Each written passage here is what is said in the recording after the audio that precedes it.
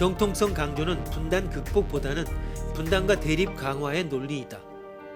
50년 동안 고착화되었던 분단 상황은 남북 모두 배타적 정통성을 주장할 수밖에 없는 것이었다.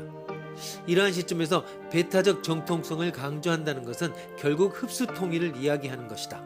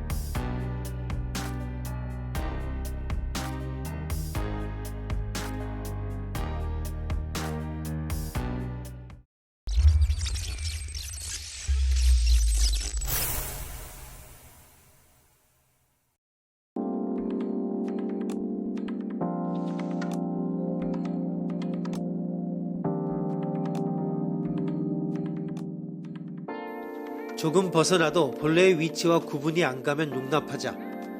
또 벗어났습니다. 봐도 모르니 괜찮지 않을까? 또 조금. 이렇게 미미한 차이를 인정해버리면 어느새 되돌릴 수 없는 결과를 낳게 돼버립니다. 이것이 바로 미끄러운 비탈길 논법입니다.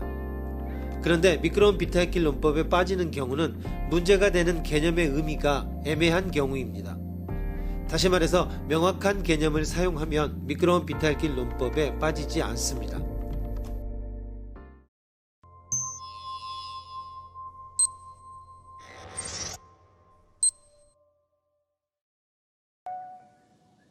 전제 1. 높이 6000m인 윤기는 산이다. 전제 2. 산이 1mm라도 낮아져도 산이다. 결론 6000m-1mm의 윤기는 산이다. 이는 두 전제를 인정하면 결론도 인정해야만 하는 타당한 추론이다. 수학적 귀납법의 일종이다. 이 추론을 반복하면 끝내는 평평한 지면조차 산이다. 이 결론은 이상하기 때문에 어딘가 분명 문제가 있다. 그럼 다음 두 가지 추론을 생각해보자. 전제 1. A는 인간이다. 전제 2.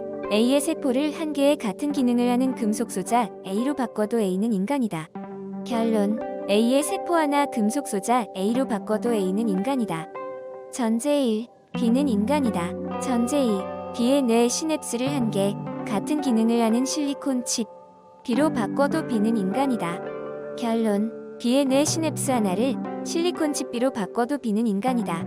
이 추론을 되풀이하면 전신이 금속과 실리콘으로 구성된 인간과 꼭 닮은 로봇은 인간이라는 결론에 도달할 수 있다. 앞에서 본 평평한 지면은 산이다가 명백히 틀린 결론인데 반해 사고하는 로봇은 인간이다라는 결론은 덮어놓고 부정할 수 없다. 이 둘에는 어떤 차이가 있을까?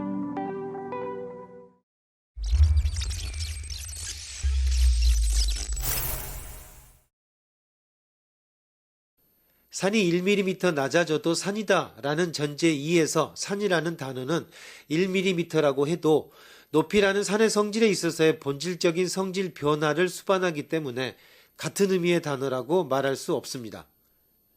한편 A세포를 한 개 금속 소자 A로 바꿔도 A는 인간이다는 세포의 유무라는 인간성에 있어서의 비본질적인 성질의 변화만을 포함하기 때문에 인간 의미는 동일합니다. 실제 우리들의 신체 부분을 의치나 의족, 인공심장으로 바꾸었다고 해서 자신의 인간성이 줄어들었다고 생각하지 않습니다. 산의 논증과 인간의 논증은 같은 형태를 취하고 있지만 인간의 논증은 용어가 명확하기 때문에 타당한데 반해 산의 논증은 산의 의미가 애매하기 때문에 옳은 결론이 보장되지 않습니다.